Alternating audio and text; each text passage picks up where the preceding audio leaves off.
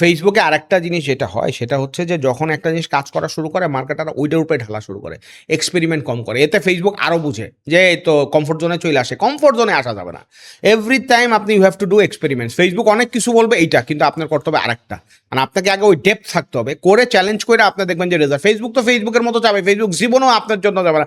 Facebook যাবে যে ওর কেমনে সুবিধা হয়, অডিয়েন্সের কামড়াকামড়ি কেমনে কম লাগে, ওর নিয়ম অনুযায়ী করবেন। কিন্তু আপনাকে unit to understand the pulse, and আপনার ওইখানে হ্যাকগুলো আপনার বুঝতে হবে। টাকা খরচ করেন কিন্তু কইটা শিখেন যে কিভাবে ফেসবুকে কাউন্টার কি করা যায়, দেওয়া যায়।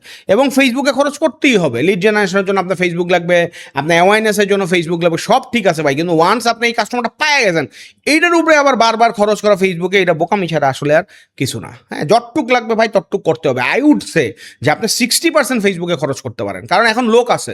বাকি 20% আপনার গুগলে করেন, বাকি যা আছে ওগুলো আপনি ভাগ করেন। 6টা চ্যানেলে ট্রাই করেন, 6 মাস চালান, তারপর আপনি অটোমেটিক বুঝবেন যে এই 6টা চ্যানেলে লাফালাফি করে লাভ নাই, ফেসবুকের সাথে বাকি আর 2টা চ্যানেল আমার কাজে লাগবে, সেইটা আপনি ইউটিলাইজ করেন। প্রত্যেকটা ব্যবসা is unique, founder is unique, team is unique, margin, profitability margin is unique.